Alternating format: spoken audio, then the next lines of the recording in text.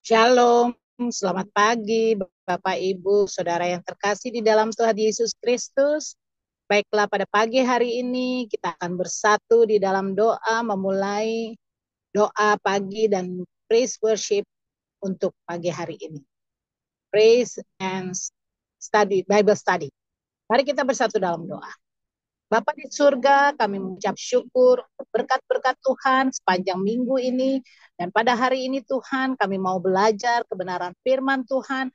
Kami mau belajar mengerti akan rencana dan masa depan kami melalui kebenaran firman yang akan disampaikan oleh uh, yang bertugas pada hari ini, pemberita firman. Kami percaya Tuhan bahwa segala sesuatu yang kami serahkan kepadamu Bapa, maka Engkau akan mendengar dan Engkau akan beracara bersama-sama dengan kami. Turunlah kiranya Roh-Mu yang kudus di tengah-tengah kami, sehingga ketika kami menyatakan kebenaran firman Tuhan, dan juga puji-pujian, nama Kristuslah yang semakin dipermuliakan. Inilah seru doa permohonan kami Bapa, dalam nama Tuhan Yesus Kristus, kami telah berdoa dan mengucap syukur. Amin. Amin. Yang bertugas Pastor Kemal Tirza. Oke, mari kita akan membahas.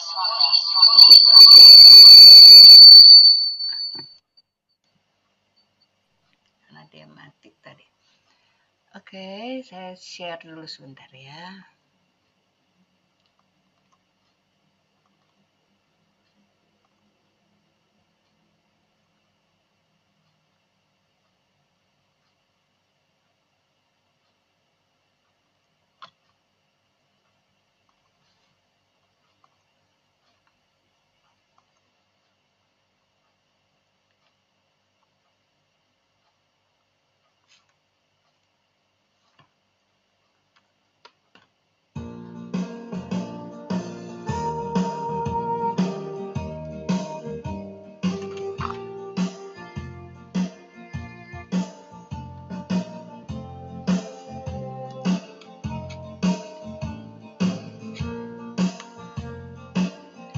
Tiap langkahku diatur oleh Tuhan, dan tangan kasih-Nya memimpinku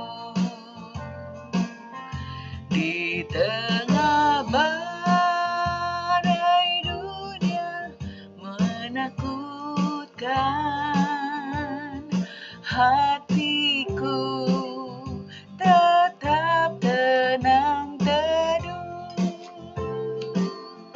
tiap langkahku ku tahu Tuhan yang pimpin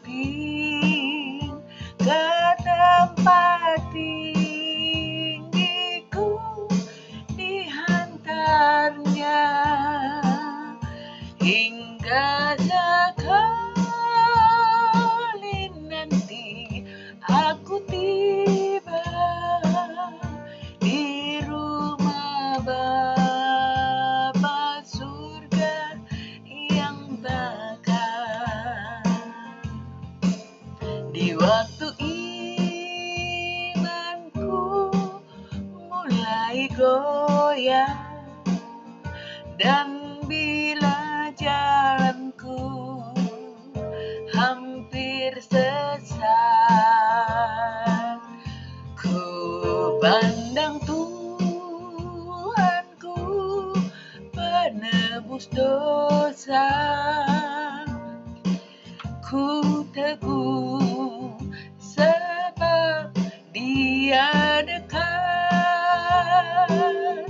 tiap langkahku ku tahu Tuhan yang pimpin ke tempat tinggiku, dihantarnya hingga sekali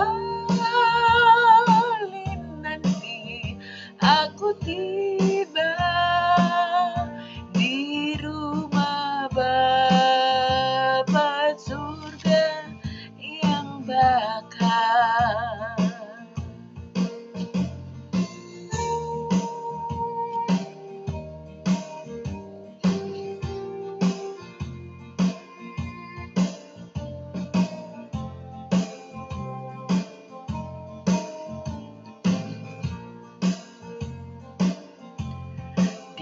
Di dalam Tuhan saja harapanku, sebab di tangannya sejahtera.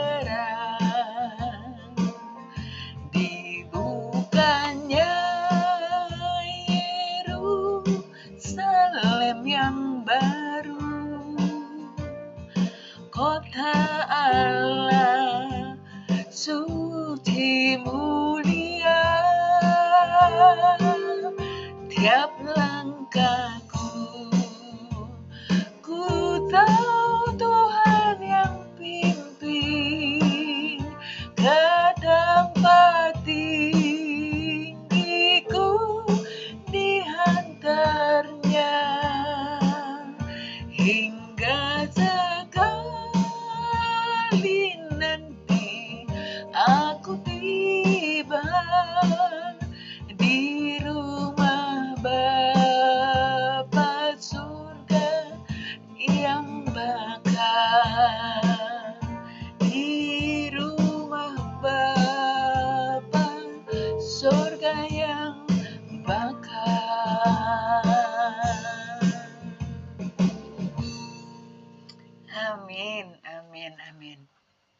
Baik, kita akan masuk, persiapkan diri kita untuk masuk ke penyampaian firman Tuhan. Namun sebelumnya kita akan angkat satu pujian kembali, yaitu Tuhan selalu punya cara, ya.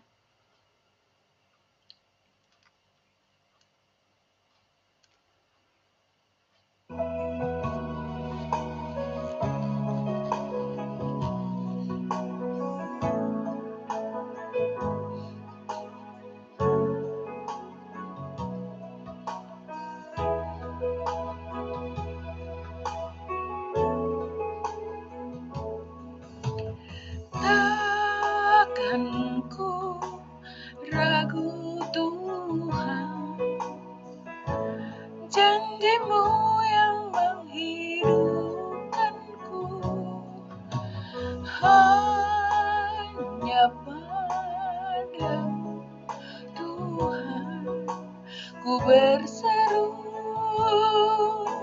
dan mataku tertuju padamu. Kau selalu punya cara untuk menolongku, Kau selalu punya jalan keajaiban-Mu. Kau dahsyat dalam segala kekuatan-Mu, dan ku tenang di dalam cara-Mu.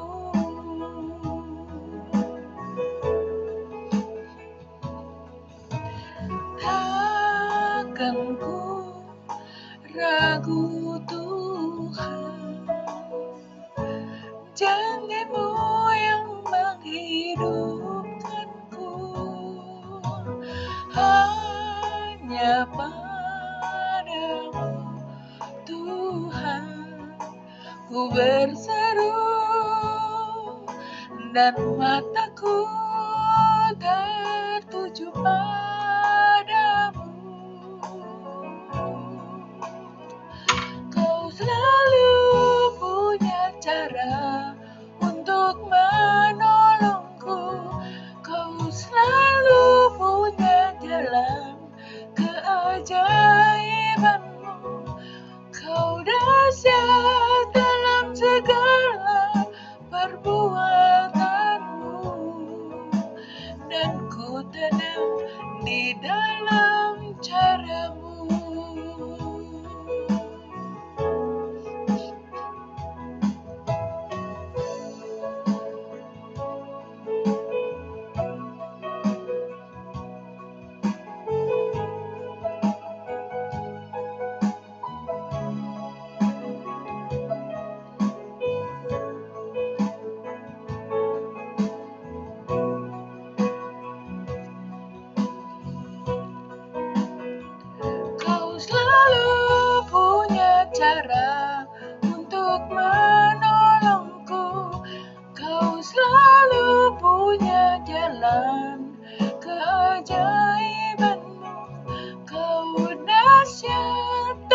segala perbuatanmu, dan ku tenang di dalam caramu,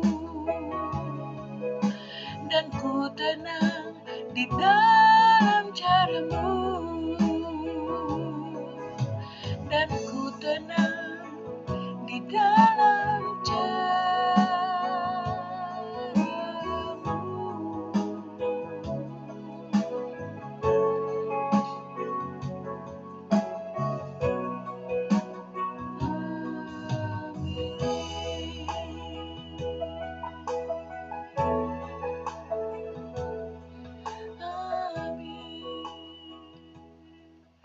Amin, amin, amin. Baik, kita akan masuk kepada pemberitaan firman Tuhan, Bible Study pada pagi hari ini. Juga akan dibawakan oleh Pastor Kemal. Kami persilakan, Pastor Kemal.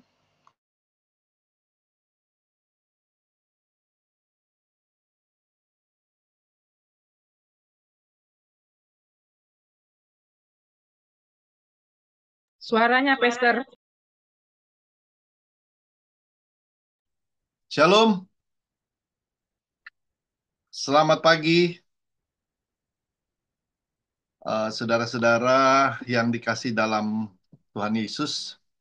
Sebelum kita buka dalam doa, saya akan sampaikan firman Tuhan hari ini diambil dari Matius 5 ayat 9, yaitu bagaimana Matius 5 ayat 9 sebelum berdoa ya.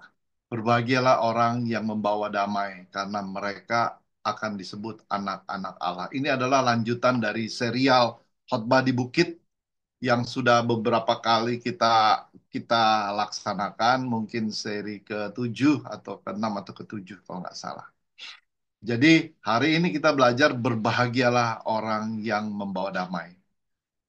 Kita satu dalam doa. Bapa Surgawi, kami mengucap syukur Tuhan untuk hari ini di dalam kondisi keberadaan kami masing-masing dimanapun kami berada. Ada banyak hal yang kami lakukan, Tuhan. Banyak hal yang kami rasakan, yang kami gumuli sampai saat ini, Tuhan. Dari setiap kami, semua yang ada di Zoom ini ataupun yang mendengar, kami percaya Tuhan kasih kami kekuatan untuk bisa melewati segala sesuatu. Tuhan kasih iman kami lebih untuk kami bisa mendengarkan firman Tuhan. Melalui iman, melalui firman Tuhan, iman kami akan dikuatkan hari demi hari.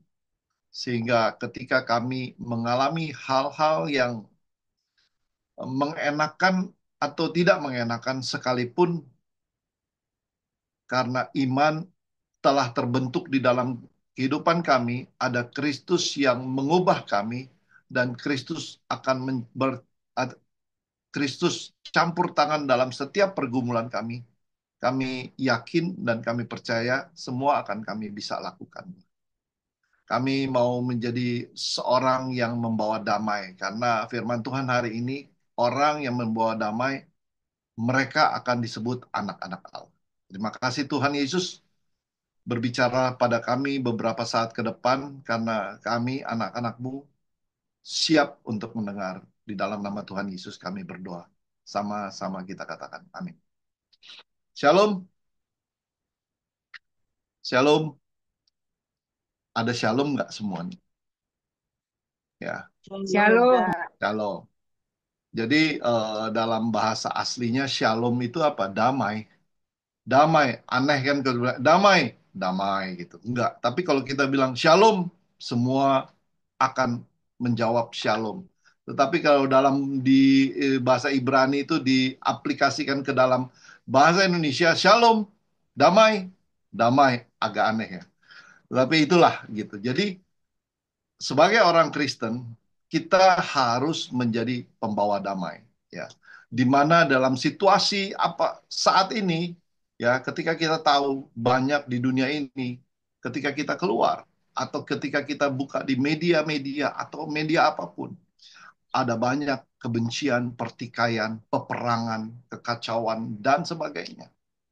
Ya, khususnya di dalam era digital hari ini, beberapa saat ini, ya, di dalam dunia sosial, YouTube, ya, Instagram, Facebook, Reels. Kalau kadang-kadang saya juga ketika saya buka Reels itu, wow, ada banyak hal-hal yang baik, banyak juga, tetapi ada hal-hal pertikaian, kekacauan, ada informasi-informasi yang menyedihkan juga, ada kelaparan, kesulitan, banjir, ya, di mana-mana, permusuhan, pertikaian, ya. Dan di sini sebagai orang Kristen kita harus membawa damai, ya. Ketika kita aplikasikan ke kehidupan kita, kalau kita lihat dari konteks firman Tuhan hari ini, bagaimana ini adalah salah satu khotbah Yesus di bukit, khotbah di bukit yang saya ambil dari buku khotbah di bukit, ya, karangan Momentum Stephen Tong. Di situ memang dikatakan bahwa berbahagialah orang yang membawa damai, karena mereka akan disebut anak-anak Allah. Jadi orang yang membawa damai disebut anak-anak Allah. Ya, di sini kita lihat kalau di dunia ini banyak orang pembawa damai gitu. Tetapi damai umpamanya kita ada banyak tentara dikirim sebagai perdamaian, atau siapa yang ini adalah perwakilan untuk mendamaikan orang gitu. Kita bisa mewakili orang kita bisa mewakili untuk mendamaikan kedua belah pihak, mungkin dalam gitu, keadaan bermusuhan atau apa.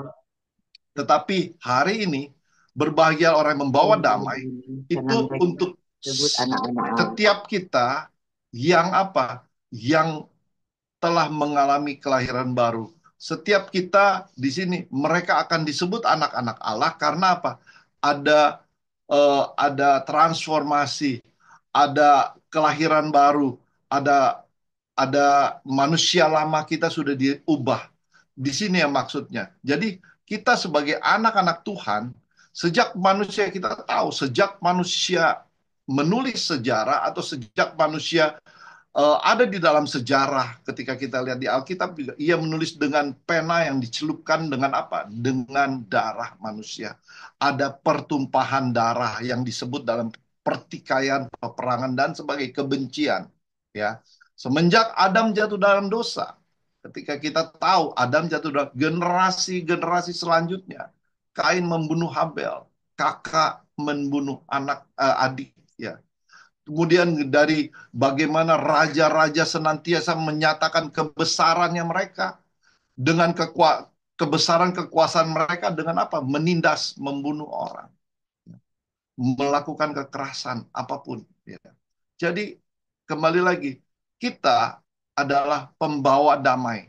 Ya, damai di sini shalom. Kita adalah membawa damai. Kita membawa shalom. Itu adalah ketika kita membawa shalom, kita dulu diubahkan oleh Allah. Kemudian kita bisa membawa shalom. Ya, kadang-kadang kita berpikir bagaimana keadaan kita? Apakah ada damai sejahtera atau enggak? Gitu. Kita tidak bisa membawa damai ke luar, ya, atau kita tidak bisa membawa shalom keluar ketika internal kita aja nggak ada sukacita, nggak ada damai sejahtera. Ya, makanya kadang-kadang kan seperti saya juga sering merasakan bagaimana tiba-tiba kayaknya perasaannya nggak enak, ya. Tiba-tiba nggak ada damai sejahtera. Ketika kita melihat segala, tiba-tiba nggak ada damai sejahtera. Ketika kita nggak ada, kita tidak bisa menjadi pendamai-pendamai. Ya, banyak pendamai, ada kebencian, semua kebencian, pertikaian, perselisihan, peperangan dimulai dari apa? Keinginan untuk merebut kekuasaan dan sebagainya. Ya, di sini ini adalah gejala, ya. Terlepas dari situasi dunia saat ini, kali ini kita akan melihat satu bahagia yang Yesus perkenalkan pada kita, yaitu janji yang Tuhan Yesus berikan kepada berbahagialah orang yang membawa damai. Ya, di dalam dunia ini orang mencelakakan orang banyak, ya. Orang mencelakakan orang, dia menjatuhkan orang banyak, ya. yang memberikan benih perseteruan antara manusia lawan manusia itu banyak sekali. Tetapi yang sungguh-sungguh membawa damai, menghentikan satu pertikaian atau peperangan atau perselisihan antara beberapa orang itu sangat sedikit. Ya. Tapi mengapa Tuhan Yesus turun ke dalam dunia itu? Karena dia datang sebagai Raja Damai. Ya, dalam firman Tuhan hari ini, bagaimana kita harus membawa damai. Karena apa? Kristus adalah juru damai itu. Siapakah pendamai terbesar selain Yesus Kristus? Nggak ada ya. Yaitu anak tunggal Allah. Kedatangan Yesus ke dunia ini adalah untuk apa? Memperdamaikan siapa? Bapa. Kita manusia orang berdosa dengan apa? Dengan Allah sendiri. Ya. Yesus adalah satu-satunya pendamai, pengantara di tengah-tengah manusia berdosa dengan Allah, manusia berdosa dengan Allah yang maha suci. Ya. Hanya kita sudah tahu semua ya. Pendamai Shalom itu hanya Yesus ya. Dia adalah pendamai kita ya. Secara metode apa Yesus menjalankan tugasnya ini itu? Metode apa yang dipakai Yesus untuk mendamaikan kita? Kalau kita baca di Alkitab, dengan dia dibunuh, dengan dia mengorbankan jiwa. Ya. Bukan dia berdiri di tengah-tengah baru ke percekcokan segala, enggak gitu. Yesus pakai dengan cara kasih bagaimana dia dibunuh. Ya. Bukan dia bukan dia diadili kemudian memang dia diadili tetapi eh, pengadilan itu nggak adil gitu. Mereka cuma bilang, oh ya semua bunuh, bunuh. Jadi semua. Tidak ada orang yang sanggup merebut jiwaku, firman Tuhan katakan. Dan hidupku, hidup Kristus, daripadaku kecuali aku menyerahkan atas kehendak Tuhan sendiri. Jika aku berhak menyerahkan nyawaku, maka berhak pula aku mengambilnya kembali. Ya. Makanya ada kematian dan kebangkitannya menjadi satu-satunya cara Tuhan yang Tuhan pakai untuk apa? Memperdamaikan manusia yang berdosa dengan Yesus sendiri. Ya, itu makanya kita belajar dari sini bagaimana cara Tuhan Yesus untuk mendamaikan Bapa dengan dia, dengan manusia, manusia yang berdosa. Ya, kita bersyukur pada pagi hari ini kita bersyukur kepada Tuhan bahwa masalah dosa bukan tidak ada jalan keluar. Kita bersyukur dosa kebinasaan itu bukan tidak ada jalan keluar. Ada pengampunan melalui siapa?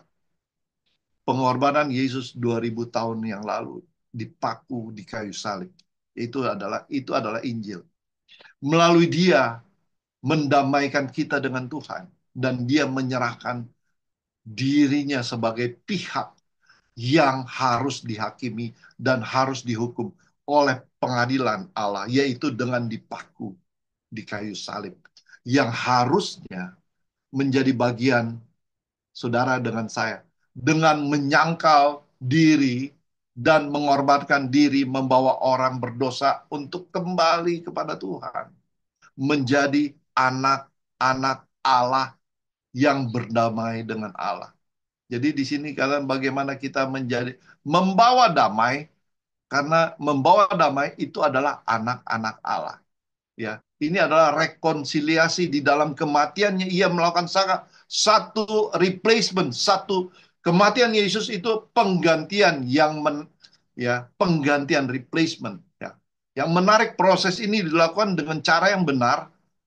Ya, proses ini dilakukan dengan di mana yang benar, yang tidak berdosa menggantikan yang berdosa. Ya. Kristus juga sekaligus menjalankan proses bukan hanya penggantian tetapi proses penebusan, redemption, proses bagaimana kita ditebus ya. Penebusan menjadi proses pengampunan ya yang akhirnya dicapai ya, penebusan. Makanya sebagai firman Tuhan hari ini bagaimana kita menjadi pembawa damai Yaitu pembawa damai berarti ada orang-orang yang sudah ditebus oleh Kristus, ya. Pendamai-pendamai yang dimungkinkan, pendamai yang dimungkinkan oleh karya Kristus. Waktu Yesus memperdamaikan kita dengan Allah di atas kayu, maka ada beberapa pendamaian penting yang kita akan belajar hari ini. Yang pertama, ada 4 poin di sini yang kita belajar, yaitu yang pertama yaitu Yesus, yang seperti yang sudah dia bahas di atas, ya. Yesus mendamaikan kita yang berdosa. Kita yang adalah manusia berdosa dengan Allah. Itu poin yang pertama, ya. Ketika kita dilahir barukan, ya, kita dikuduskan, itu adalah ketika kita masih sebelumnya kita berseteru dengan Allah, ya. Ketika kita berseteru dengan Allah, kita takut akan banyak hal. Kita takut bertemu dengan, kita takut berdoa juga, takut. Apalagi membaca firman. Karena apa? Kita ini orang berdosa. Ya. Kita tidak bisa lari dari dosa yang telah mencengkeram kita, mengikat, membelenggu kita tanpa penebusan. Makanya kita boleh bersyukur. Karena apa? Karena kayu salib, Yesus telah memperbaiki relasi kita dengan Tuhan. Ya, itu poin pertama. Jadi kita diperdamaikan dengan Bapa di surga. Ya, kita semua udah tahu ini. Poin yang kedua adalah bagaimana pendamaian terjadi antara orang berdosa atau antara kita orang berdosa dengan siapa? Dengan dirinya sendiri, ya. Jika kita tidak berdamai dengan diri kita sendiri, seperti hidup kita itu ada sesuatu yang nggak beres. Ada kita merasa bahwa kita itu selalu bersalah. Kita tidak akan bisa hidup tenang sebelum kita mendamaikan diri kita sendiri. Kita yang berdosa ini kita mesti berdamai. Makanya kita lihat banyak orang depresi, banyak orang mengalami gangguan jiwa karena dia nggak selesai sama diri sendiri. Mental health, anxiety, halusinasi. Karena apa? Urusan internal antara diri sendiri itu nggak beres gitu. Semua problema psikologis disebabkan atas apa? Ketidakmampuan manusia berdamai dengan dirinya. Ya. Kita tahu kita berdamai. Mendamaikan orang bukan hanya berdamai dengan Allah, tetapi kita berdamai sama diri kita sendiri. Nggak gampang loh. Kadang-kadang ya bisa kita, tapi nggak gampang. Bagaimana kita menerima bahwa kita ini, apa ya? Kita ini berdosa. Kita mesti berdamai sama diri sendiri. Jadi apa sebenarnya yang terjadi? Orang seperti ini selalu dirongrong oleh dosanya sendiri. Ya, rasa bersalah, rasa oh ya lu orang berdosa, lu nggak berhak begini begitu. Hati nurani terus menerus menegur kita. Dia tidak tahu bagaimana melarikan diri dari teguran-teguran itu. Karena apa? Nggak selesai sama dirinya sendiri. Suara hatinya mengatakan, "Hei, kamu berdosa. Engkau orang berdosa, tidak dapat mengatasi jalan keluarnya yang paling memungkinkan adalah ketika kita putus asa, kita dirongrong oleh apapun. Banyak orang mengambil jalan pintas. Ya, kita banyak yang tahu ya. Orang-orang banyak bunuh diri. Ya. Makanya firman Tuhan Yesaya 48 ayat 22 di situ dikatakan, benarlah apa yang ditulis Yesaya. Tidak ada damai sejahtera bagi orang-orang fasik. Firman Tuhan. Ya. Orang-orang fasik nggak punya damai sejahtera. Ya. Jikalau engkau berbuat dosa, melanggar hukum, membunuh, mencuri, berzina, melakukan segala sesuatu, hati nurani kita yang menegur. Ya. Ada yang menghantui kita. Tidak ada damai sejahtera. Ya. Makanya kita harus, ya, apa yang terjadi dengan orang yang tidak bisa mengampuni diri, dia tidak mau mengampuni. Jadi ketika kita tidak bisa mengampuni diri kita sendiri, iya tidak bisa mengampuni orang lain. Kenapa? Ya, bagaimana dia bisa mencintai orang lain, mengasihi orang lain, dirinya sendiri nggak bisa diampuni, gitu. Karena dia tidak bisa mencintai. Jadi itu adalah beberapa hal. Kalau seorang tahu bagaimana mencintai dirinya dengan sungguh-sungguh, dia memiliki cinta yang lebih untuk mencintai orang lain. Jadi koreksi bagaimana kita mengampuni diri sendiri. Selesai dengan, ini senada dengan ucapan Alkitab katakan dalam Matius 19 ayat 9. Kasihilah sesamamu manusia seperti dirimu sendiri. Gitu. Bagaimana kita mengasihi orang ketika dirimu sendiri kita tidak kasihi.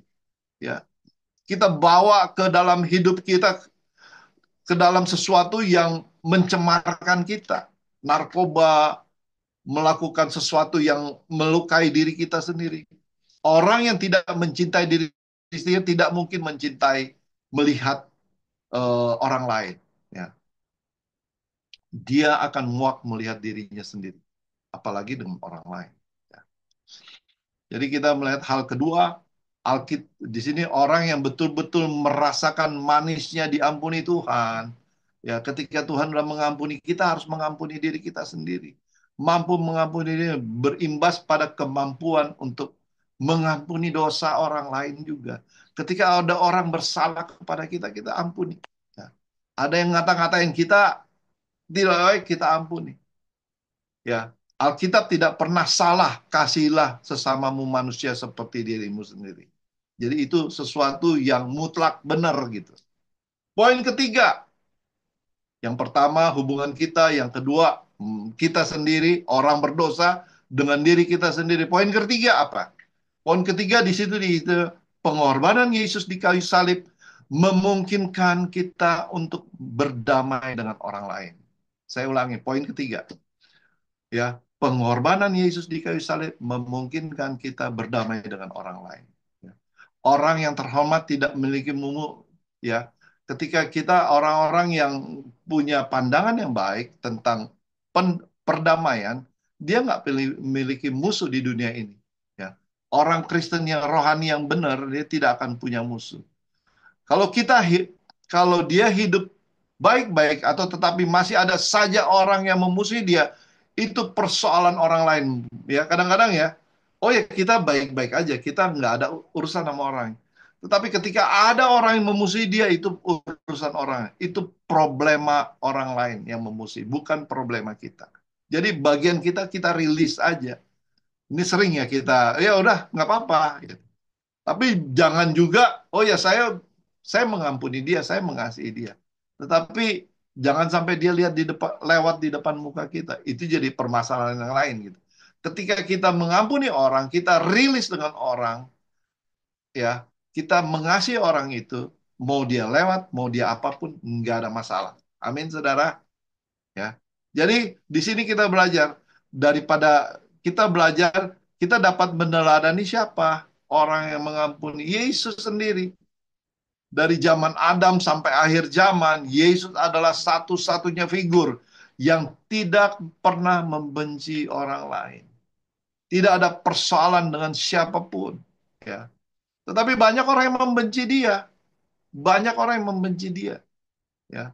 Walaupun orang Farisi membenci dia, tetapi di sini dia tidak membenci mereka.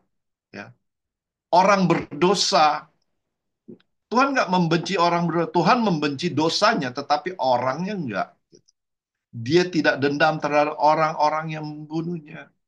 Ya, nggak ada ketika kita tahu di dalam cerita di dalam Alkitab, dia telah menjalani serangkaian pengadilan, kita tahu di Kayafas. Dari Kayafas dan imam-imam besar sampai Herodes sampai ke Pilatus, ya. 6 kali diadili, ya. Dalam satu malam tanpa tidur, tanpa makan, menjalani siksaan-siksaan serta pukulan, ya. Dan jam 9 pagi keesokan harinya dipaku di atas kayu salib.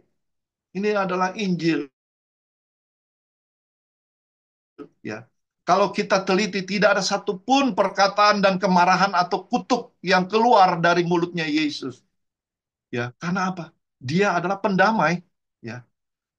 Banyak orang teriak bilang, salibkan dia, salibkan. Tetapi Yesus bereaksi, membalas dia di kayu salib. Dia cuma mengatakan apa? Bapa, ampunilah mereka. Karena mereka nggak tahu apa yang mereka perbuat. Walaupun sebagian besar orang Farisi membencinya, tetapi ada satu orang Farisi yang tidak membencinya. Siapa ya? Tahu nggak? Nikodemus. Ya, Nikodemus. Poin keempat, ya. Poin keempat, bagaimana poin ketiga, kematian Yesus itu menyanggupkan kita mengampuni orang lain, berdamai dengan orang lain. Poin keempat adalah pendamaian yang dilakukan Yesus memungkinkan kita menjadi alatnya dalam mendamaikan orang lain juga. Orang lain dengan orang lain. Jadi pendamaian yang Yesus lakukan memungkinkan kita untuk mendamaikan orang dengan orang. Ya, kita adalah juru damai. Kita jadi pendamai. Ya, ini tujuan utama dari bagaimana pendamai Allah. Jadi kita mendamaikan orang lain berarti kita harus ditebus duluan. Ya.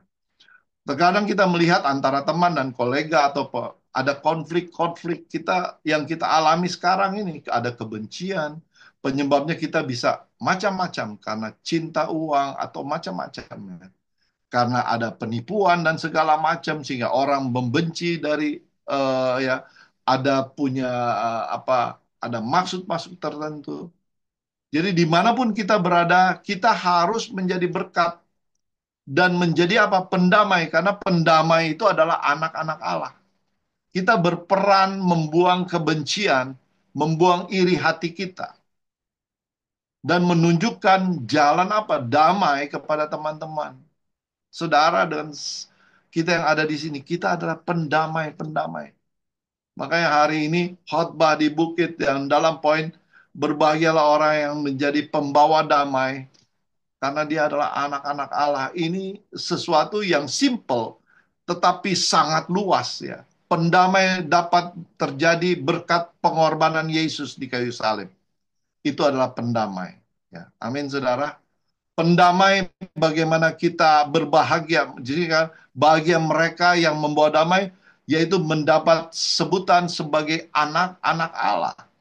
Kembali lagi, anak-anak Allah adalah orang yang membawa damai. Dalam Alkitab ada dua macam orang yang disebut anak-anak Allah. Ada dua orang yang disebut anak-anak Allah. Yang pertama adalah mereka yang menerima Yesus sebagai Tuhan dan Juru Selamat. Mereka diperbarui, mereka ditebus, mereka diberi hak untuk menjadi anak-anak Allah. Ya, kita adalah orang-orang yang sudah ditebus. Kita berhak menjadi anak-anak Allah. Poin kedua adalah sesuai dengan firman ini, seperti yang dicantum dalam ini, yaitu mereka yang membawa damai. Membawa damai. Di Alkitab, yang pertama bertobat, ditebus. Yang kedua, ketika kita menjadi pembawa damai. Itu adalah kita menjadi anak-anak Allah. Amin, saudara. Jadi dua hal tersebut tidak berbenturan sama sekali. Ya, karena apa? Ketika kita sudah menerima Yesus sebagai Tuhan dan Juru Selamat, kita sudah diangkat menjadi anak Allah, dan selanjutnya kita melakukan tugas yang dikerjakan oleh anak-anak Allah, yaitu apa? Membawa damai. Ya. Makanya anak-anak Allah, ketika kita sudah ditebus, ya, apa yang harus kita kerjakan? Yaitu membawa damai. Ya. Sebutan anak-anak Allah di sini harus dibedakan dengan anak tunggal Allah, ya. Kita harus bisa bedakan anak tunggal Allah dan anak-anak Allah. Anak-anak Allah mengandung arti plural, banyak, ya, mengandung arti majemuk. Jadi bukan satu, ada banyak, kita semua. Sedangkan anak tunggal Allah itu adalah anak satu-satunya, yaitu Yesus Kristus. Dia itu Yesus Kristus yang inkarnasi menjadi firman, yaitu menjadi berinkarnasi dari firman menjadi daging, lahir ke dunia ini. Ya. Amin, saudara.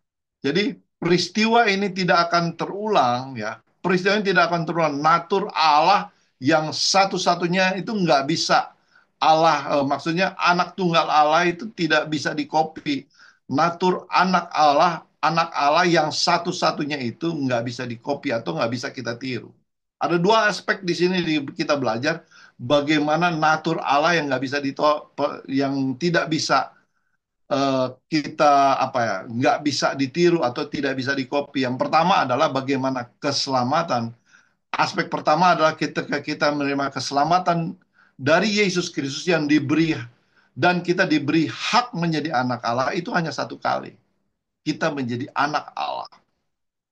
Ya, hanya satu kali. Aspek kedua, sebagai anak Allah, kita harus terus-menerus meneladani Yesus, bukan hanya sekali, terus-menerus sepanjang hidup kita, bukan hanya ketika kita di gereja, bukan hanya ketika kita pada pertemuan di Zoom, itu enggak gitu, bukan hanya hari Minggu, enggak, tetapi sepanjang hari kita meneladani Yesus. Kita harus belajar bagaimana mengerjakan apa yang dikerjakan Yesus. Ya, aspek ini adalah aspek pertama adalah iman. Tadi kita bilang keselamatan, itu bicara keselamatan adalah bicara mengenai iman. Aspek kedua adalah perbuatan, ya. Perbuatan pertama iman. Jadi aspek kedua yang tadi kita belajar, aspek kedua bagaimana kita menjadi anak meneladani Yesus, kita melakukan perbuatan-perbuatan kita. Jadi di sini dikatakan, ya, iman tanpa perbuatan pada hakikatnya mati, adalah konteks dari Yakobus 2 gitu. Tanpa tanpa perbuatan iman adalah, maksudnya aspek ini yang kita mesti mengerti, ya. Jadi walaupun kita berusaha meneladani Yesus, ada beberapa hal yang tidak bisa dikopi dari Yesus. Yang pertama adalah perihal kematiannya. Kita nggak bisa.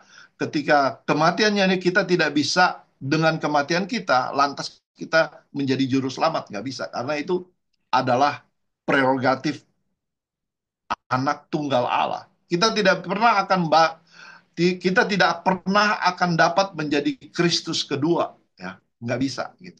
Itu adalah hal-hal yang tidak bisa dikopi atau tidak bisa ditiru. Yang bisa kita lakukan meneladani Yesus Kristus sebagai membawa orang lain, menjadi pendamai Allah, ya. Mengabarkan Injil keselamatan, ya. Kemarin saya di rumah sakit, ya, ada sharing satu firman Tuhan. Bagaimana kita harus meneladani Yesus, ya. Bagaimana kita meneladani Yesus dalam firman Tuhan, di situ dikatakan dari Matius 11 ayat 29 sampai 30, ya. Matius 11 ayat 29 sampai 30, ada yang bisa baca? Matius 11 ayat 29 sampai 30. Ada yang bisa Baik, baca? Mister. Ya. Ayat berapa ya? Hmm? 9. Aku aja ya. Oke, boleh Mami. Ini.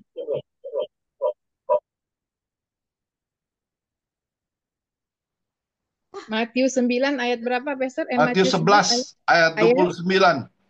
Ayat 29. 11 ayat 29. Ya, demikianlah firman. Belum. Masih di bawah. Ini 29.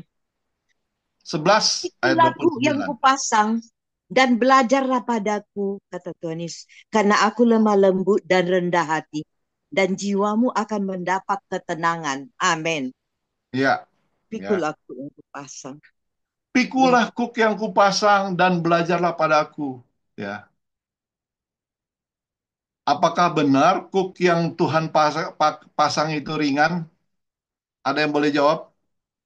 Apakah benar kuk yang kita pasang itu? Kadang-kadang enggak juga. Kuk itu apa? Masalah-masalah kita, situasi kita, kuk yang dipasang. Tetapi firman Tuhan di sini katakan Tuhan nggak mungkin salah, dia bilang. Kuk yang ia berikan itu ringan. Apakah benar? Ada yang bisa jawab?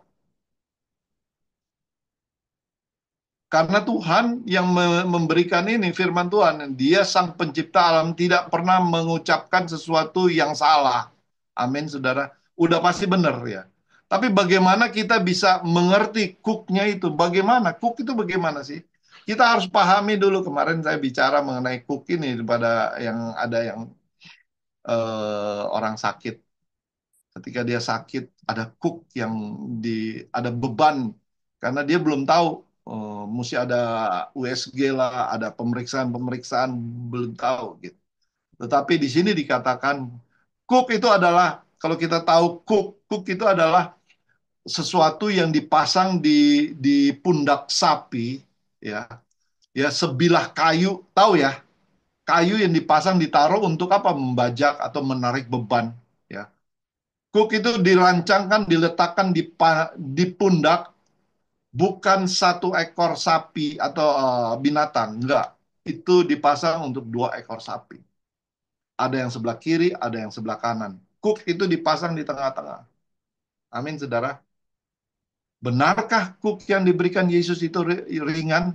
Kembali lagi, apakah kita bisa jawab? Gitu.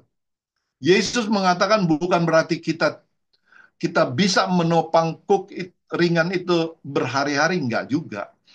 Kuk itu dipasang adalah maksudnya apa? Maksud Yesus adalah ketika kita sedang menopang kuk itu, di sebelah kiri kita itu ada Yesus yang ikut bersama-sama menopang. Ya. Jadi setiap masalah kita ada Kristus yang berjalan bersama-sama dengan kita. Makanya dia bilang, kalau kita menyerahkan semua itu kepada Yesus, dia akan berjalan bersebelahan dengan kita dan memikul kuk itu untuk berjalan sesuai dengan kehendak Tuhan. Ya, kita memikul sebagian dan sebagiannya adalah aku yang pikul, katanya Yesus. Jangan takut, aku akan menyertai engkau. Aku berada, Yesus bilang, aku berada di sebelahmu. Ketika kuk itu berasa berat, tetapi kita tahu ada Yesus di samping kita. Ya. Kita dan Yesus sama-sama menanggung. Inilah namanya berjalan menurut kehendak Allah. Tuhan Yesus tidak pernah meninggalkan kita.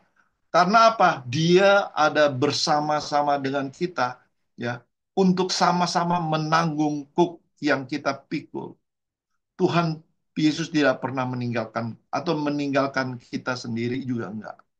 Kita bersama, di samping jejak kita ada jejak Kristus.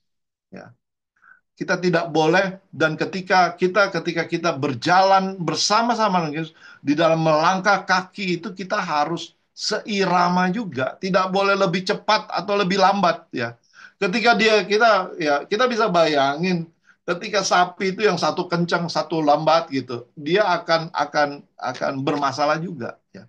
Berarti apa? Jika engkau mau bisa sehati dengan Kristus, bisa berjalan bersama-sama dengan Kristus, kita akan memikul kuk itu dengan sangat-sangat ringan. Makanya kuk itu ringan.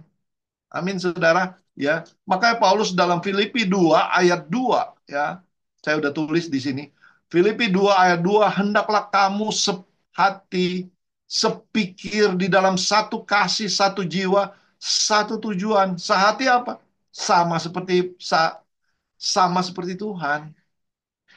Ya, hendaklah kita sehati sepikir di dalam satu kasih, satu jiwa, satu tujuan.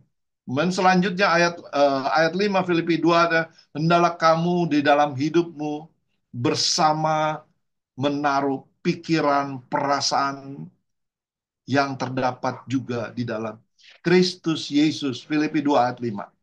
Ya. Artinya apa? Artinya kita membuang hati kita yang lama.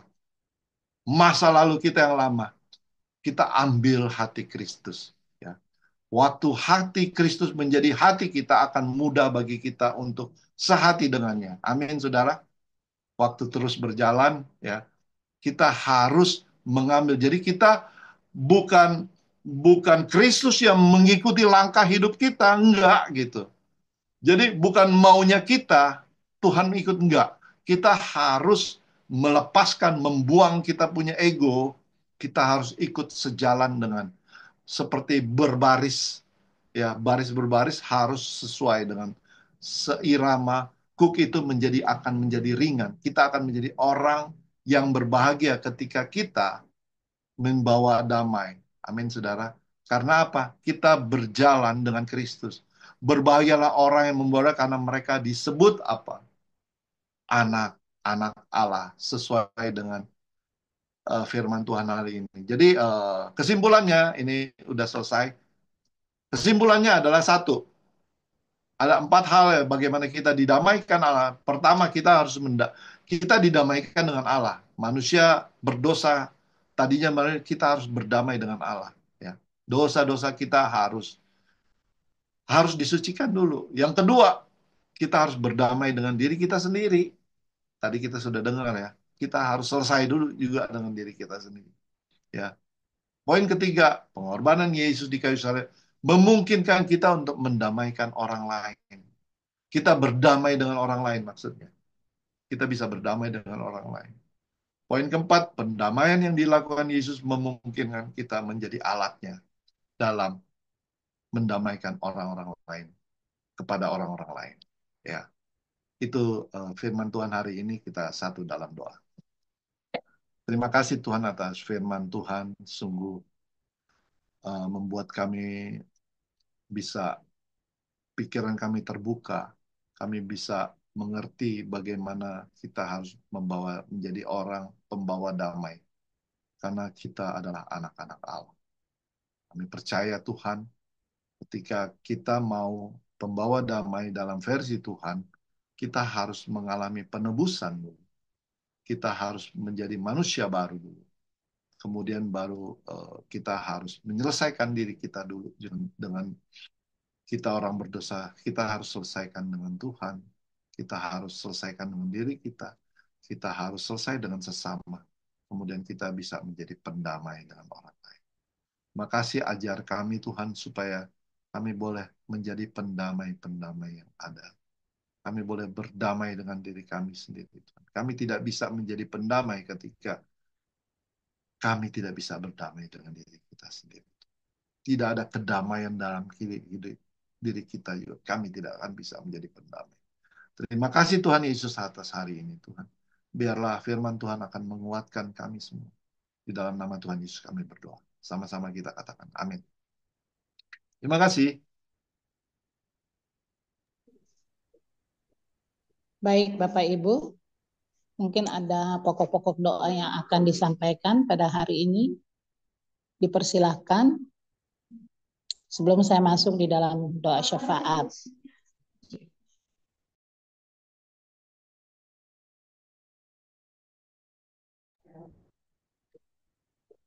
Kalau tidak ada, mari kita bersatu dalam doa. Bapa di dalam surga, pada pagi hari ini Tuhan, kami mengucap syukur untuk berkat Tuhan yang terjadi atas kehidupan kami. Pada saat ini Tuhan, kami mau menyerahkan seluruh kerinduan kami ke dalam tangan kasih-Mu Bapa. Kami percaya bukan satu kebetulan kami berada di tempat ini, melainkan karena kasih karunia dan anugerah yang Kau limpahkan bagi kehidupan kami, sehingga kami boleh layak untuk dapat hadir, berdoa, mengucap syukur untuk berkat-berkat Tuhan, firman Tuhan yang telah disampaikan oleh Pastor Kemal Tuhan, kiranya boleh bermanfaat buat kehidupan kami. Mengucap syukur untuk Pastor Kemal, istri, Bu Weni, dan juga keluarga besar.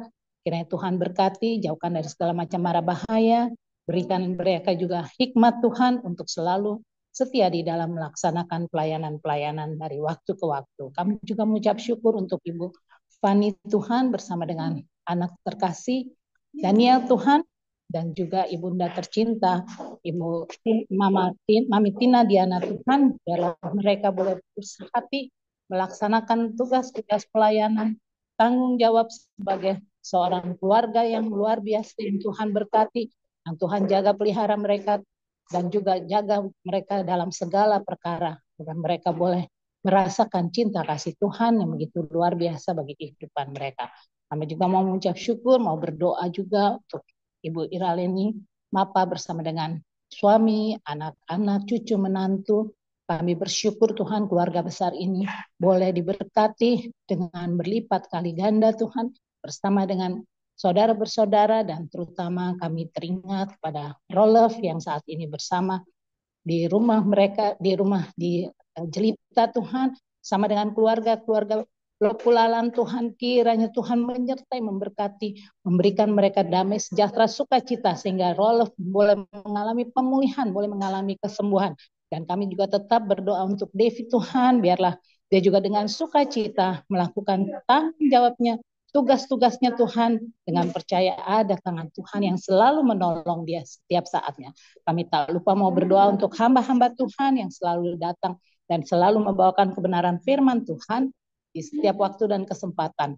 Kami juga tak lupa mau berdoa khususnya untuk saudara Ibu Pendeta Linda Tuhan, bersama dengan suami dan anak-anak yang melalui pelayanan-pelayanannya Tuhan melakukan banyak hal yang terjadi.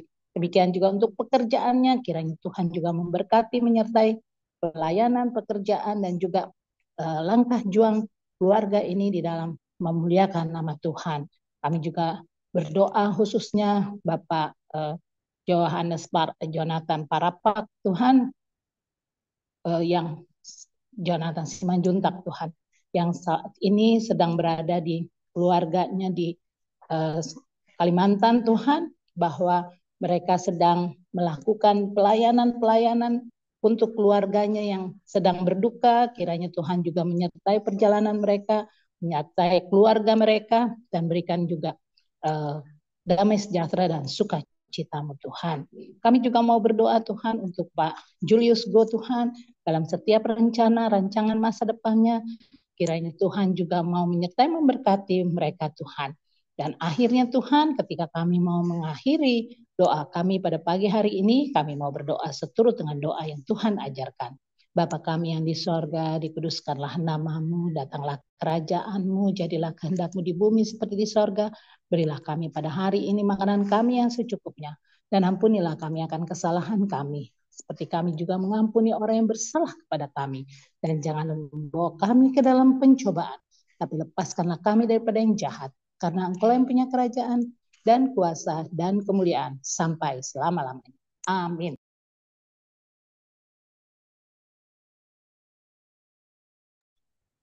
Baik, Pastor Kemal bisa menutup dalam doa dan doa berat sebelum kita mulai dengan diskusi. Terima kasih. Ya, kita satu dalam doa. Kita menerima berkat dari Tuhan, kita mengangkat kedua belah tangan kita. Kasih karunia, sukacita, damai sejahtera menjadi bagian dalam kehidupan kita. Sehingga kami semua boleh menjadi pembawa-pembawa damai karena kami adalah anak-anak Allah. Di dalam nama Bapa, Putra, dan Roh Kudus kami berdoa. Amin. Amin. Oke, terima kasih. Terima kasih. Sekarang kita masuk di dalam hal yang utama, paling penting, bagaimana kita bukan hanya jadi pendengar, tetapi kita menjadi pelaku, kita bisa mengaplikasikan firman Tuhan, bagaimana kita menjadi pembawa-pembawa damai, dimanapun kita berada, dalam kondisi apapun, biarlah itu menjadi role model buat kita. Kita mencontohi, menjadi contoh adalah bagaimana Tuhan menjadi contoh buat kita. Oke, terima kasih. Mungkin, sorry, kamera belum nyala ya. Ya, Mami, biar aja Mami yang buka ya, Pastor. Mami. Shalom semuanya. Oh, Ya. glory, haleluya. Morning glory, Mami. Amin. Allah Bapa kita itu kan Raja Damai. Dialah Raja Damai. Jadi kita semuanya, hutang dosa kita semuanya, dosa kita sudah ditanggung Dia. Jadi kita harus punya kasih seperti kasih Yesus. Yang perlu kita harus minta Allah Roh Kudus penuhi kami dengan buah-buah roh, penuh dengan kasih, sukacita, damai sejahtera, dan seterusnya. Jadi kalau tanpa kasih kita tidak bisa menjadi raja damai, tidak bisa menjadi pendamai bagi siapa saja pun.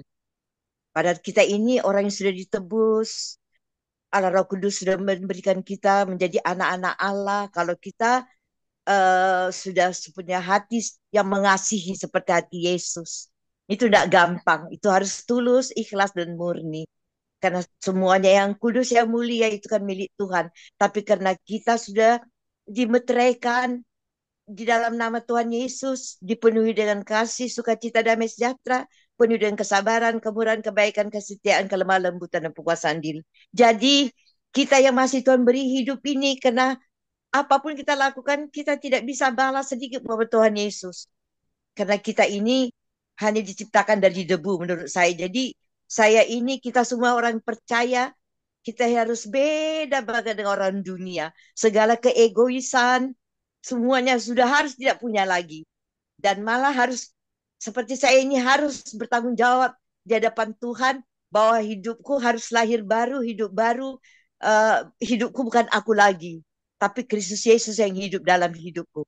Berarti kita bukan hanya mendengar firman, tapi harus melakukannya dengan setia.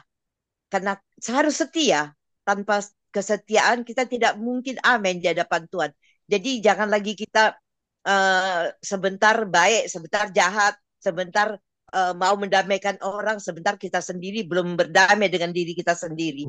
Tapi Allah Roh Kudus sanggup menolong kita bila kita sungguh-sungguh punya hati mengasihi, takut akan Tuhan, punya hati mengasihi seperti hati Yesus, menjadi garam, menjadi terang, karena Tuhan Yesus sudah lakukan lebih daripada kita lakukan. Bahkan kita juga harus mau kehilangan nyawa, karena Tuhan Yesus berikan nyawanya kepada kita. Satu-satunya loh, Putra Allah yang tunggal. The name is Jesus Christ. Jadi kita ini memang harus membawa damai. Jadi harus menjadi, setiap ada orang persoalan apa-apa, bukan kita malah yang menggosok-gosoknya, tetapi kita yang mendamaikannya. Karena firman Tuhan Yesus bersabda, berbahagialah orang yang membawa damai, karena mereka akan disebut anak-anak Allah. Biarlah kita ini semua menjadi anak-anak Allah yang dikasihi Allah, karena Roh Kudus sudah meteraikan kita menjadi milik Allah. Jadi kita harus hidup sama seperti Kristus, sempurna seperti Bapa. Jadilah menjadi anggur dan menjadi terang, menjadi anggur bagi sesama. Terima kasih Tuhan Yesus. Allah Kudus sanggup menolongku, menolong kita semua. Semua kita di PBS ini harus berjuang mati-mati menjadi anak-anak. Terima kasih, Mami. Wow, semangatnya tetap seperti sebelumnya, nggak kendor. Oke, Mami, terima kasih. Oke, next. Mungkin ada Tirsa, bagaimana firman Tuhan hari ini membawa damai karena kita adalah anak-anak Allah. Ya. Luar biasa. Saya juga sedang bekerja nih saat ini.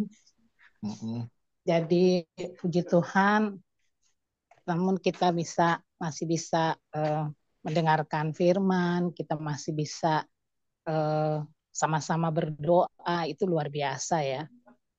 Karya Tuhan bagi pelayanan-pelayanan yang selama ini dilakukan, bukan semata-mata kita melakukan pelayanan tapi tidak. Kan firman Tuhan juga katakan, barang siapa yang bekerja, dia akan mendapatkan roti. Dan nah inilah yang saya lakukan pada hari ini.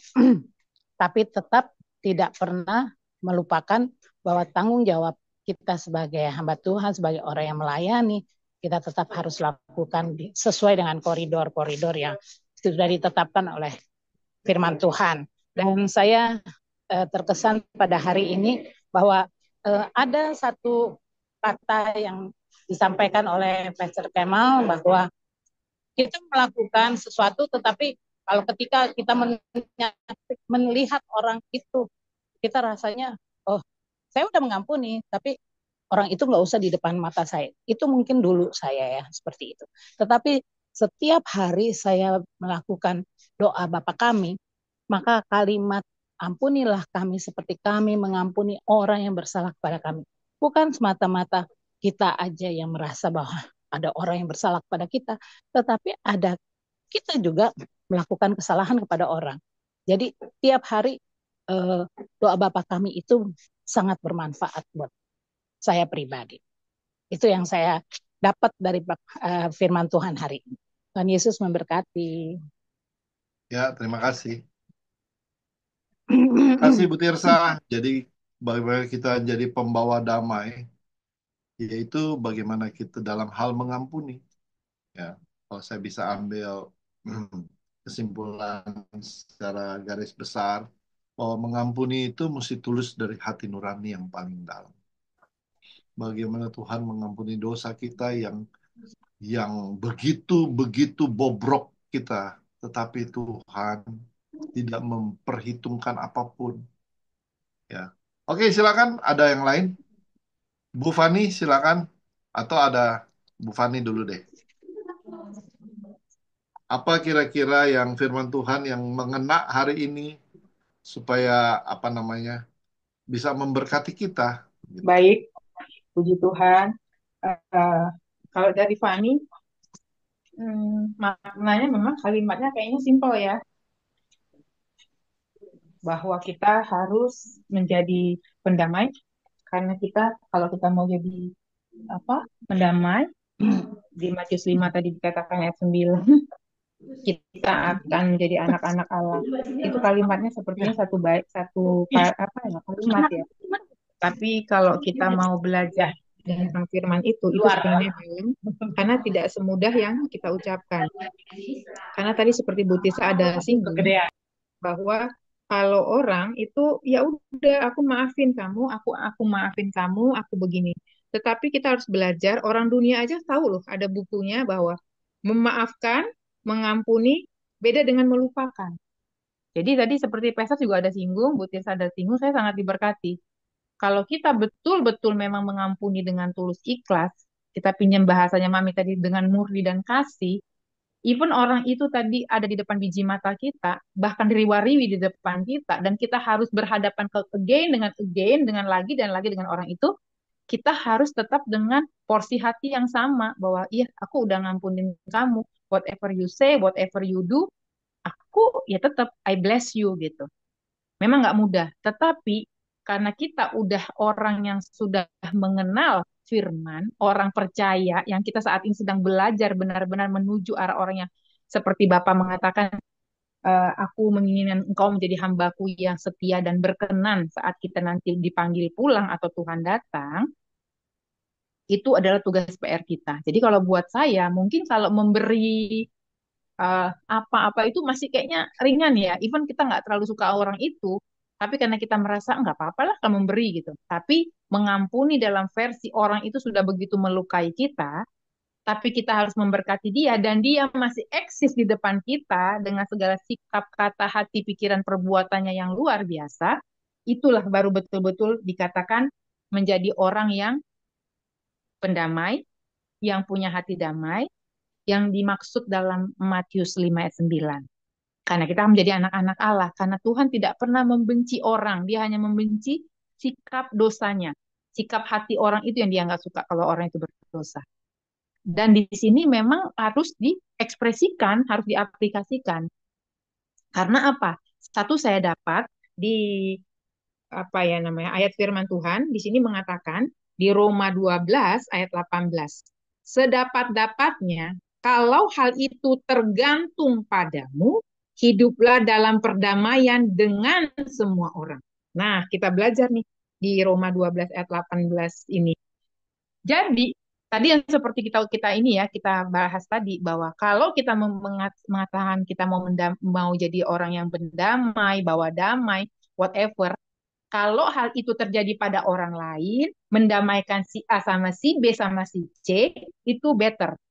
Bahkan kita minta ampun sama dosa kita sama Tuhan, itu wajib harus kudu, itu pertama.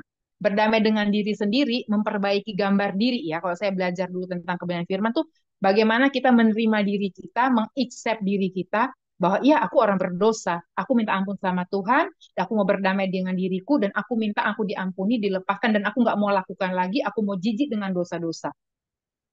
Tetapi kalau kita mendamaikan orang si A, si B, si C, jauh lebih ringan.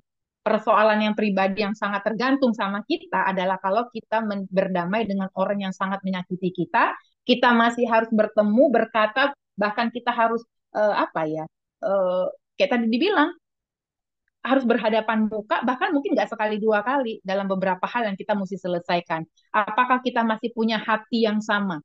Karena ini seperti Roma 12 ayat 18 bilang, itu tergantung sama kita loh. Karena kita saat itu kalau kita bisa salah satu sikap masa, mungkin cara kita memandang, cara kita meletakkan sesuatu barang, atau cara kita duduk aja di sekitar tubuh kita, itu kan tergantung sama kita, bagaimana kita menyikapinya. Apa kita masih tetap bless them, tetap mengasihi, memberkati mereka. Nah itu. Nah itu Roma 12 ayat 18 itu berlaku. Karena apa? Saat kita di saat itu, di titik itu kita tidak bertindak dengan tepat seperti yang Tuhan mau, orang-orang di sekitar kita itu akan terpengaruh loh. Misalnya keluarga kita, orang yang mendampingi kita, atau siapapun, bahkan orang tua kita atau anak kita. Karena udah pasti secara manusiawi pada sikap orang, pasti orang itu akan gini, dia akan lebih pro sama keluarganya. Misalnya my mom, my son, dia pasti lebih pro sama saya di saat itu gitu. Bagaimanapun hatinya gitu. Dia pasti ada rasa kok pasti ada rasa gitu kan. Ya, tapi di situ tergantung sama kita. Kalau kita bisa menyikapinya seperti kata Roma 12 ayat 18, bagaimana itu pendamai itu saat kejadian itu sedapat dapat tergantung padamu. Nah, bersikaplah seperti yang Tuhan Yesus mau. Bahwa kita tetap siap menghadapinya, kita tetap berkata-kata dengan kata-kata kasih, bahkan kita memberkati apapun respon orang itu. Nah, kalau dari saya itu, makanya makna Matius 5 ayat 9 ini kalau buat saya itu dalam banget, Pastor. Karena nggak ada firman Tuhan yang nggak dalam ya. Tapi memang yang paling yang kita ini adalah di sini. Karena di ayat sebelumnya juga dikatakan, kalau musuhmu lapar beri dia makan, kalau musuh ini itu, kalau apapun, itu berarti kan itu tergantung pada sikap hati kita, Pastor. Nah, makanya kita perlu tadi yang Pastor bilang, berdamai dengan Tuhan itu udah otomatis harus pertama sebagai orang percaya kita accept itu berdamai dengan diri kita sendiri. Yang ketiga yaitu kalau kita berhadapan dengan orang dan itu tergantung pada sikap hati kita, itulah berlaku Roma 12 ayat 18 itu. Terima kasih Tuhan Yesus berkati.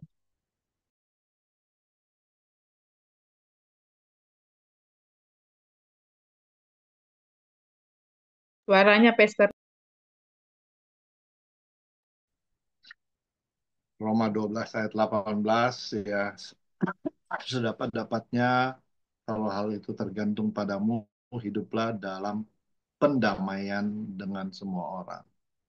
Kita berdamai dengan semua orang, artinya apa? Artinya nggak pilih-pilih kasih. Semua orang di sini jelas katakan nasihat untuk hidup di dalam kasih. Kita mendamai berarti kita mengasihi sesama kita. Makanya kembali lagi firman kasihlah sesama manusia itu nggak salah itu. Berarti di sini dikatakan ya kita menjadi sedapat-dapatnya, bisa juga seenggak dapatnya kan.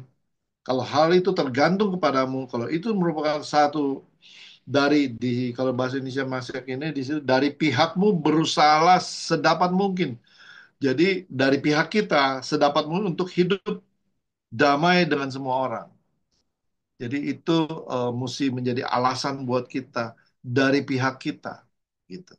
Makanya kalau dalam bahasa TB itu kan dikatakan sedapat-dapatnya kalau hal itu bergantung padamu. Kalau hal itu bergantung, bisa juga gitu, nggak tergantung kepada kita. Tetapi dalam kalau di bahasa Indonesia masa kini lebih lebih spesifik dari pihakmu di situ dari pihak berusahalah sedapat mungkin. Jadi harus ada usaha sedapat mungkin. Itu satu perintah kita berusaha untuk hidup damai dengan semua orang. Makanya mengampuni hal pengampunan itu mutlak harus sebagai orang percaya. Kita bisa mengampuni karena Tuhan Yesus telah mengampuni kita. Ya, kita yang apa ya? Kita yang begitu hina, tapi Tuhan yang begitu mengasihi kita.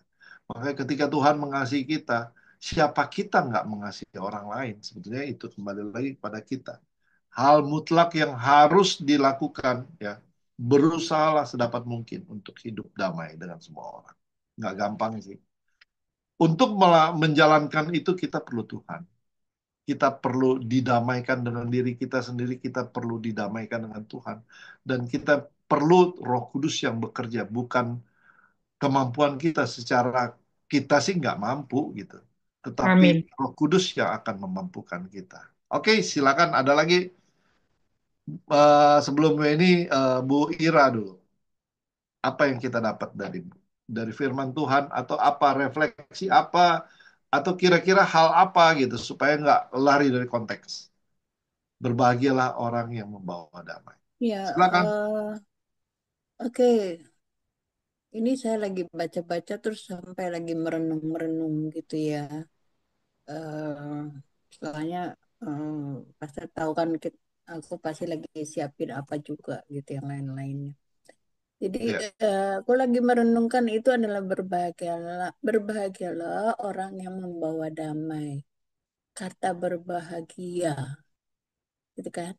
berbahagia di sini bukan sekedar perasaan senang gitu ya, tapi ada makna yang lebih lebih dalam di situ gitu. Maksudnya eh, berbahagianya itu apa ya, seperti seperti kita mendapat berkat gitu, berkat berkat yang dari Tuhan, berkat rohani lah gitu, penuh penuh jadi apa ya, untuk hidup kita tuh bah gimana sih ya mau dibilangnya gitu. Jadi ada kata ini tuh tidak hanya mengandung berbahagialah orang yang bikin berbahagialah gitu kan, atau kita seperti kita datang ke orang menikah, apa ucapan bahagia kita akan sampaikan pada mereka, tapi ini berbeda. Dan akhirnya itu kita akan menjadi anak-anak Allah karena kita akan disebut anak-anak Allah. Nggak nggak bukan suatu hal yang bukan suatu hal yang remeh-temeh. Pinjam katanya siapa, Bu Fani, anak-anak Allah. Allahnya aja tidak terhampiri, tapi kita bisa jadi anak-anak Allah, itu sesuatu banget. Jadi saya dari tadi itu sambil mendengarkan khotbah sambil ini, yang saya pikirkan kata-kata itu, berbahagialah dan karena mereka akan disebut anak-anak Allah. Jadi itu maknanya dalam untuk saya. Saya tidak bisa mengatakan bahwa ini bisa dijabarkan begini, begini, begini, begini. Hidup kita harus begini, begini, apa segala macam. Itu banyak cara, banyak banyak hal lah. Kesimpulan-kesimpulan banyak mungkin. Kita bisa bikin ilustrasi ini, itu. Tapi untuk saya itu ya, kesimpulan saya itu adalah eh, yang tadi saya sampaikan sih, gitu. Jadi eh, apa ya? Bagaimana kita mau bisa bisa apa namanya? Bisa menggambarkan menggambarkan ayat ini dengan pikiran kita. Kita memang tidak akan bisa, tapi kita bisa merasakan. Tapi hidup berdamai itu, kenapa apa berdamai dengan membawa damai dengan orang-orang itu, kenapa tidak diaplikasikan, bukan bukan apa hanya untuk orang dewasa, tapi kita sudah diajarkan dari kita kecil-kecil kalau nggak salah. Saya masih ingat sekali itu. Jadi kita masih sekolah minggu, kita udah apa sharing dong, apa segala macam. Itu kan juga ciri-ciri kita berdamai dengan saudara, dengan apa namanya, dengan teman, dengan apa segala macam dari kecil. Kita sudah diajarkan seperti itu. Gitu. eh, ini sangat mendalam ya, ayat ini sebetulnya. Cuman bagaimana kita menyikapinya aja. Itu aja dari saya, Pastor Kema. Terima kasih. Terima kasih Bu Ira, luar biasa. Bukan hal yang remeh-temeh, ya betul juga gitu. Berbahagialah orang yang membawa damai, pembawa damai. Artinya apa? Berbahagianya versi Tuhan. Orang yang pembawa damai, orang yang telah ditebus gitu. Dari memang berbahagia yang dari awal yang kita pernah berapa kali itu adalah versi Tuhan, bukan versi manusia, bukan versi pemikiran orang awam ya. Itu adalah versi Tuhan gitu. Jadi bagaimana ketika kalau kita mundur ke belakang, bagaimana Yesus ketika dia menyatakan khotbah di bukit, yaitu sekitar tahun 30 Masehi sampai Matius tulis di situ sekitar 70 Masehi, ya tahun 70, sebelum tahun 70, dari tahun 30 sampai 70, itu situasi bangsa orang-orang Yahudi itu, ya seperti kita ketahui, mereka ada apa ya, Mereka tuh dikejar-kejar, mereka hidup dalam ketakutan, mereka dicari-cari, mereka dalam kondisi yang apa ya, ketakutan, mereka banyak yang dibunuh, mereka dengar orang-orang seperti kita tahu, nabi-nabi apa rasul-rasul pada dibunuh semua gitu. Kita tahu situasi itu, tetapi dalam keadaan itu Yesus bilang berdamai, berbahagialah orang yang pembawa damai karena dia disebut anak-anak Allah. Situasi seperti itu yang sulit untuk kita bayangkan, kecuali kita tahu kita sudah ditebus dan kita harus menyampaikan kabar baik. Mau atau nggak mau, itu satu perintah ya, satu perintah bahwa pembawa kabar itu harus kita lakukan sebagai orang percaya. Karena apa? Hidup kita di dunia ini untuk sementara, khususnya di orang-orang kita kan sudah umur-umur sudah umur-umur udah umur-umur lanjut lah. Jadi bagaimana dalam kita situasi saat ini, peperangan, pertikaian, segala macam keributan atau apapun, kita menjadi pembawa damai. Karena apa? Kita adalah anak-anak Allah. Oke, silakan Bu ini terakhir. Oke, sebenarnya kalau terakhir udah nggak perlu panjang lebar karena sudah banyak sekali kita mendengar tentang versi berbahagianya Tuhan.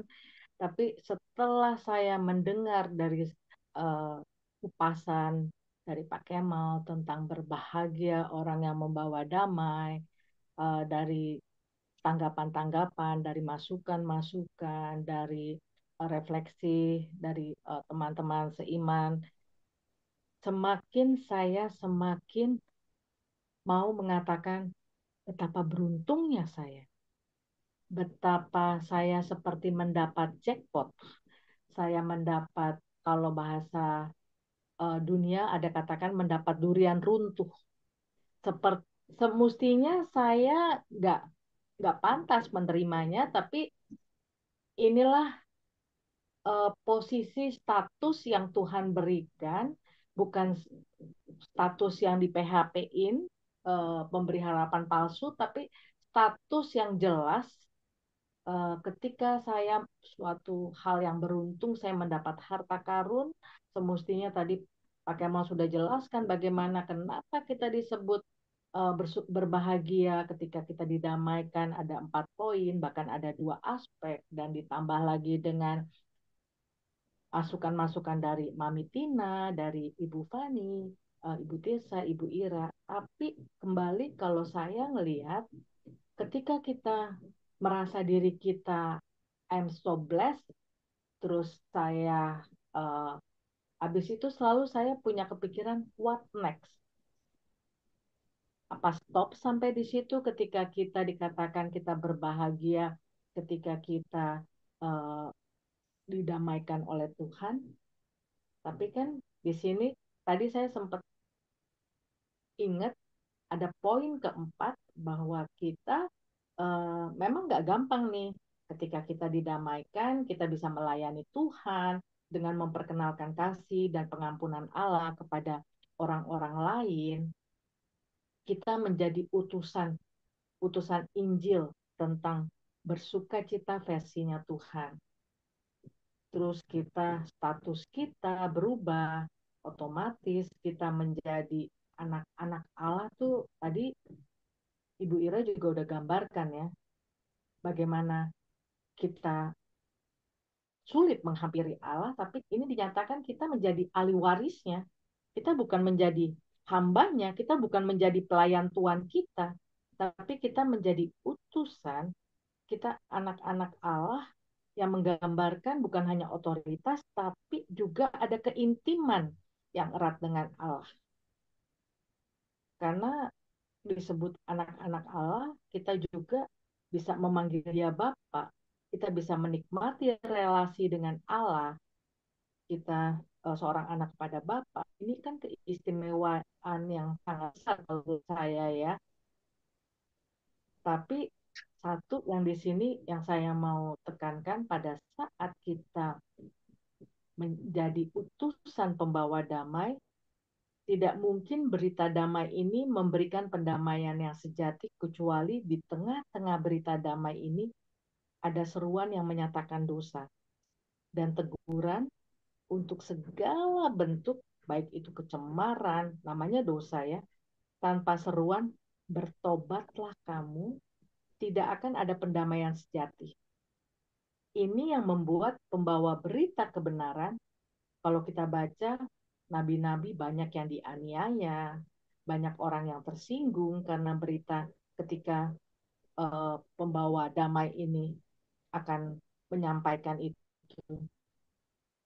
Tapi yang kita tekankan bukan daripada efek ditolaknya, gak usah takut, Yesus aja. Kemarin waktu pas ngobrol di rumah sakit, Yesus aja ditolak kok sama orang-orangnya, siapa kita? Tapi betapa besar kehormatan kita ini boleh dianggap layak menderita sama seperti para nabi yang telah menderita. Jadi yang kalau saya mau tekankan untuk diri saya, yang saya bisa renungkan, betapa pentingnya para pemberita damai itu untuk orang-orang yang belum mendengar. Karena di Roma 10 ayat 15 kita tahu itu bagaimana mereka bisa percaya, bagaimana orang dapat percaya kalau mereka belum pernah dengar, bagaimana mereka bisa dengar kalau mereka nggak tahu tentang dia, bagaimana karena nggak ada yang memberitakan pendamaian itu. Tapi Roma 10:15 dikatakan, aku pakai PBTB 2 ya, alangkah menyenangkannya langkah-langkah mereka yang membawa kabar baik. Kita bisa tadi di poin keempat, bagaimana kita menjadi pengabar Injil, menyatakan berita pendamaian di dalam pengorbanan salib Yesus Kristus dan menantang orang-orang untuk mereka kembali kepada Tuhan melalui iman kepada Yesus Kristus. Di sini nggak dibilang gampang ya, nggak bisa dibilang mudah, tapi bukan pada kata gampang atau susahnya kita sudah mendapat suatu keberuntungan yang sebenarnya kita nggak layak, kita mendapat jackpot, kita mendapat sesuatu undian karena kita dipilih, tapi yuk untuk orang-orang yang di sekitar kita beritakan kabar baik pendamaian ini. Itu poin keempat yang kalau saya dapat. Kita menjadi utusan-utusan Allah ketika kita sudah posisi kita menjadi anak-anak Allah, kita ada otoritas, kita memiliki relasi. Tadi dibilang gak gampang, tapi itulah dia cooknya. Kita mau berjalan sendiri atau kita mau berjalan bersama-sama seiringan dengan Tuhan sebagai pemberita damai. Itu aja kalau dari saya. Terima kasih untuk semuanya, luar biasa firman-Nya, berbahagia. Terima kasih. Terima kasih Bu Weni. Ya, kita sudah sampai seri ke-7. Berbahagia, ucapan bahagia dari versi Tuhan Yesus. Dan kita akan akhiri nanti versi part yang selanjutnya part 8, harusnya part 9 ya, harusnya part 9 karena yang terakhir adalah berbahagia untuk yang dianiaya. Berbahagialah orang yang dianiaya, yaitu kita akan bahas itu terakhir. Kemudian dia ada 2 part sebetulnya, tapi saya akan bicara satu aja. Orang yang dianiaya karena kebenaran, dan ayat 11 sampai 12, orang yang dianiaya karena Kristus. Karena kebenaran, karena Kristus. Kebenaran Kristus gitu. Jadi dua-dua hal itu, ketika dia karena kebenaran, karena apa yang dia lakukan, karena sesuai dengan firman Tuhan, karena Kristus gitu. Itu yang terakhir, dan biarlah kita bisa belajar atau kita bisa dengar-dengar lagi dari YouTube, karena ini kita kan online. Maksudnya kita on YouTube, jadi kita bisa belajar lagi bagaimana 8 atau 9 hal yang kita perlu belajar gitu. dari khotbah di bukit yang begitu fenomenal. Sehingga bukan hanya kepada orang percaya, orang Kristen, tetapi orang-orang di luar Kristen pun, kemarin saya udah bilang kan, orang-orang di luar Kristen pun dia diberkati. Contohnya siapa? Contohnya Mahatma Gandhi, kita udah lihat kan. Kalau kita browse juga di internet, Matthew 5 khotbah di bukit, baru Mahatma Gandhi itu memang itu karena dia baca itu merupakan satu apa yang dia lakukan sesuai dengan firman Tuhan. Ya, oke, saya rasa cukup sekian. Mungkin ada lagi, nggak ada lagi. Kita tutup aja, Ya, udah Bu jam Tirta, 9. silakan tutup dalam doa, Pastor. Siapa, Bu Fani, tolong, mohon maaf. Tirsa yang tutup Oh ya, dalam doa oke, doa silakan Bu penutup. Bisa Tirsa. Pak Bu Tirsa? Kalau nggak bisa, bisa lah. Ya, baik. Saya masih bisa. Mari kita bersatu dalam doa. Tuhan, kami mengucap syukur untuk pagi hari ini. Kami sudah sharing, kami sudah mendengarkan kebenaran firman Tuhan, dan kami akan beraktivitas sepanjang hari ini. Kiranya damai sejahtera Tuhan selalu menyertai memberkati kami semua yang hadir, dan pada esok hari kami boleh kembali bersekutu dengan penuh ucapan syukur dan percaya bahwa ada pertolongan Tuhan yang setiap saat, setiap waktu datang kepada kehidupan kami. Inilah doa permohonan kami Bapa dalam nama Anak Yesus Kristus, sumber berkat kami. Kami telah berdoa dan mengucap syukur. Yang percaya kita semua katakan amin. Tuhan berkati. Sampai jumpa. Bye-bye. Tuhan Terima kasih Bu berkati. Ira. Amin. Ibu Ira dari Mami, terima kasih Terima Pastor kasih Bu Kemas. Terima kasih.